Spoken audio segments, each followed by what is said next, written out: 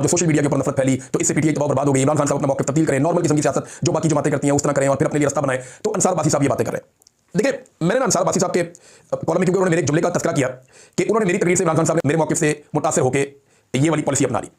तो बासी साहब इमरान खान लीडर है, वो नवाज शरीफ साहब की तरह नहीं है कि आप लोगों से मशवरा करके वो अपनी ओपिनियन बना लेते हैं। मियां साहब, इमरान खान को अपनी ओपिनियन बनाने के लिए किसी दानिश्वर की, किसी तकरीर करने वाले की, किसी मोटिवेशनल स्पीकर की जरूरत नहीं है। आपने अपनी जिंदगी में इतनी किताबों के नाम नहीं याद रखे होंगे जितनी किताबें उसने पढ़ी हैं। वो इतना बड़ा आदमी है और उसका नॉलेज आप लोगों से बहुत ज्यादा है। मेरे ख्याल में पाकिस्तान के अंदर जो शानदार दिमाग है उनमें से एक इमरान खान का है, तो उसको आप बेवकूफ नहीं बना सकते, ना आप उसको हैंडल कर सकते हैं। इमरान खान साहब अगर एक तकरीर से, एक जुमले से मुतासिर हो गया, सोशल मीडिया से मुतासिर हो गई, इसके अंदर कूद गया, आपकी ये सोच है तो फिर आपकी सोच गलत है। ये एक्चुअली बड़ी वारदातें कर क्या रहे हैं, ये कर ये रहे हैं कि इमरान खान की सोच का मलबा लोगों पर डाल रहे हैं। वो ये कह रहे हैं कि इमरान खान की सोच नहीं है लड़ाई झगड़े की, हम इमरान खान को रास्ता देना चाहते हैं, सारा मलबा लोगों पर डाल दो, इस पर डाल दो, उस पर डाल दो। इमरान खान तो रोज कहता है मुल्क भी मेरा, फौज भी मेरी।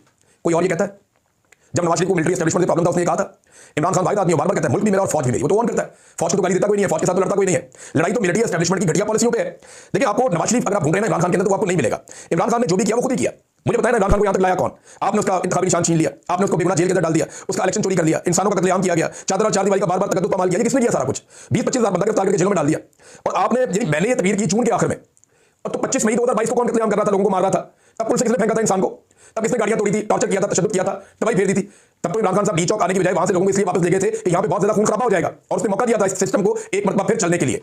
तो ये कहानियां आप सुनाते हैं, आपको लगता है कि इमरान खान आपके कहने पर सरेंडर कर देगा। देखिए, ये वो लोग हैं जो जालिम को कुछ नहीं कहते, लेकिन मजलूम को कोसते रहते हैं कि तू क्यों खड़ा हुआ है, तू क्यों आवाज उठा रहा है, तू जुल्म के सामने झुक क्यों नहीं जाता? क्योंकि इनके अपने आका, इनके अपने लीडर जो है वो जुल्म के सामने झुक गए थे। तो ये कहते हैं इमरान खान भी जुल्म के सामने झुक जाए ताकि सारे एक जैसे हो जाए।